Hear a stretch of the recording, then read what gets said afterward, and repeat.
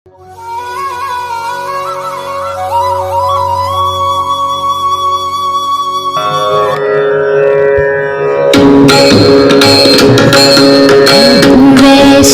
जन तो पीने कहिए जे, पीड़ पराई जाने रे।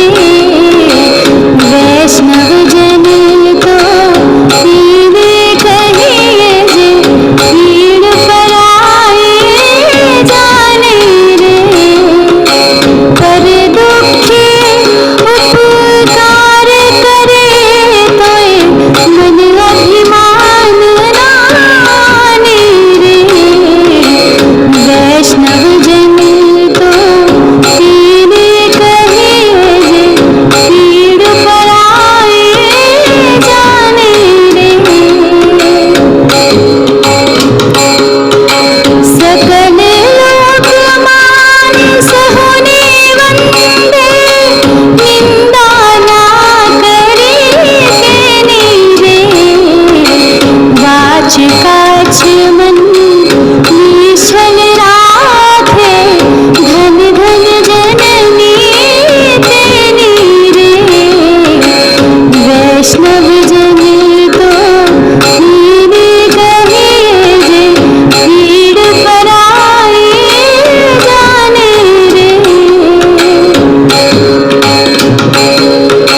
सब दृष्टि ने तृष्णा जागे, परे स्त्री जिने मात रे।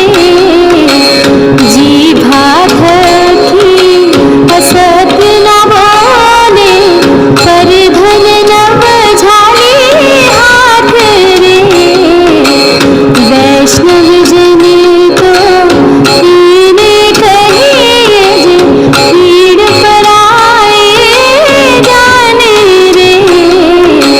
पर दुखी उपकार करे तोय मन अभिमान नाने रे।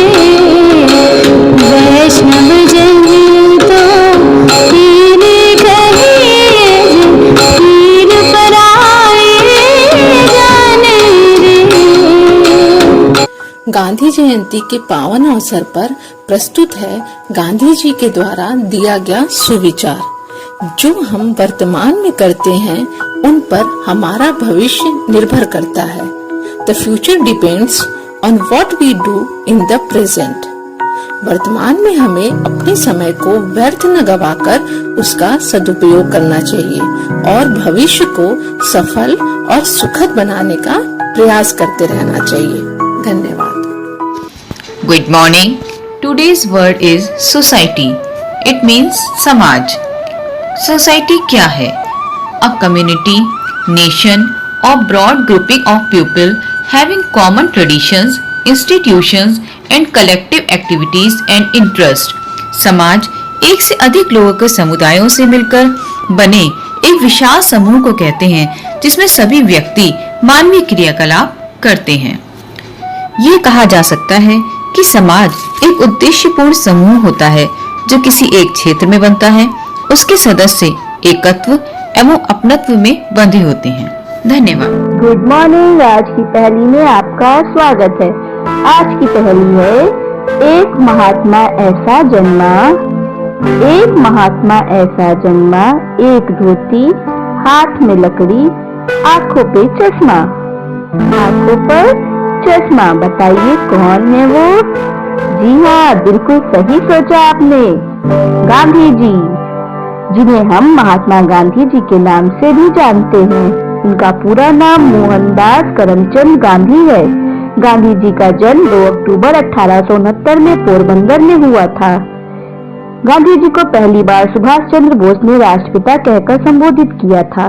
Thank you. नमस्कार बच्चों, मैं डॉक्टर सुमन गुप्ता आज आपके लिए लेकर आई हूँ आज का इतिहास।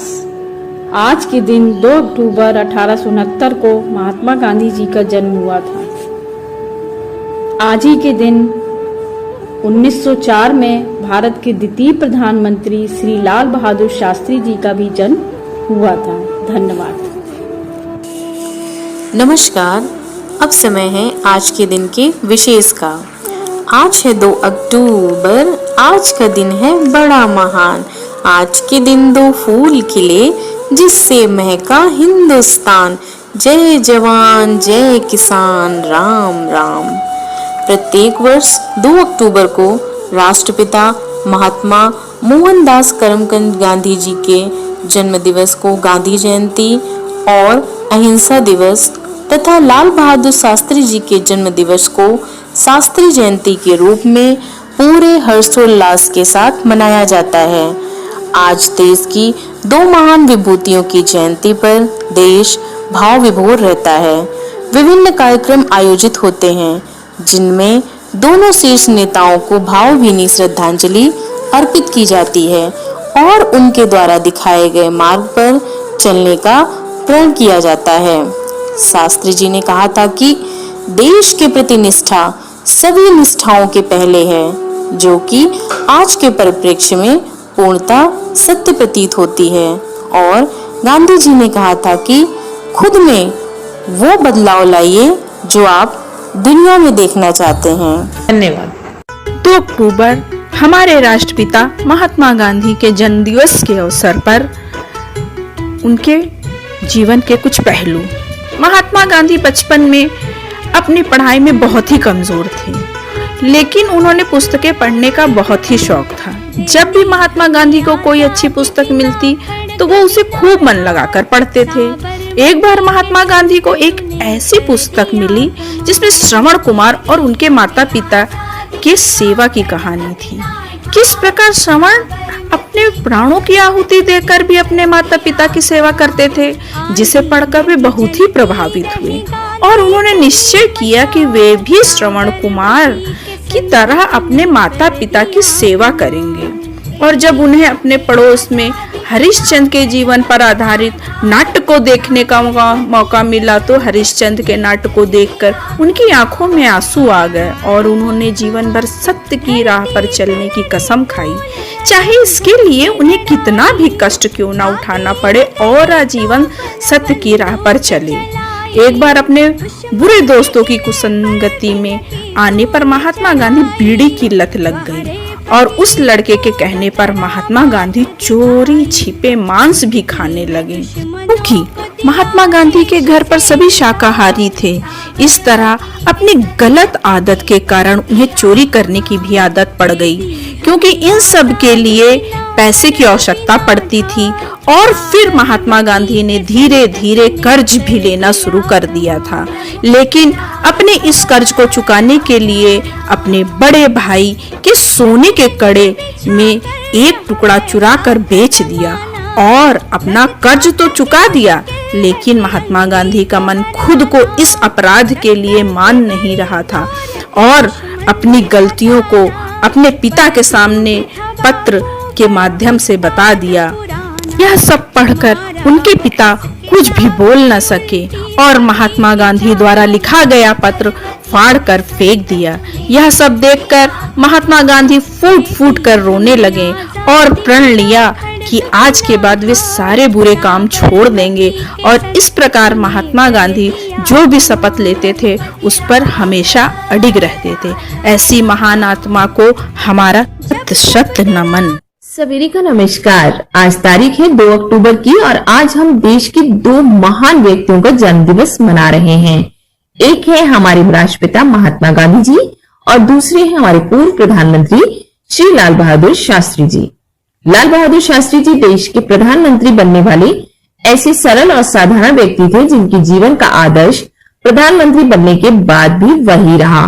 भारत में ऐसे बहुत कम लोग हुए हैं जिन्होंने समाज के बेहद साधारण वर्ग से अपना जीवन शुरू कर देश के सबसे बड़े पद को प्राप्त किया। चाहे रेल दुर्घटना के बाद उनका रेल मंत्री के पद से इस्तीफा हो या 1965 के भारत पाकिस्तान युद्ध में उनका नेतृत्व या फिर उनका दिया जय जवान जय किसान का नारा, लाल बहादुर शास्त्री जी ने सार्वजनिक जीवन में श्रेष्ठता के जो प्रतिमान स्थापित किए हैं उसके बहुत कम उदाहरण मिलते हैं। लाल बहादुर शास्त्री जी की जयंती पर मिशन अभ्युदय परिवार याद कर रहा है उनके जीवन से जुड़े कुछ नायाब पहलुओं को। स्वतंत्रता संग्राम के दौरान लाला लाजपत राय जी ने सर्वेंट्स ऑफ इंडिया सोसाइटी की स्थापना की थी, जिसका उद्देश्य गरीब पृष्ठभूमि से आने वाले स्वतंत्रता सेनानियों को आर्थिक सहायता प्रदान करवाना था।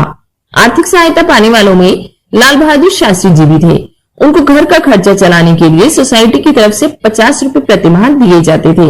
एक बार उन्होंने जेल से अपनी पत्नी ललिता जी को पत्र लिखकर पूछा कि क्या उन्हें ये 50 रुपए समय से मिल रहे हैं और क्या ये घर का खर्च चलाने के लिए पर्याप्त है।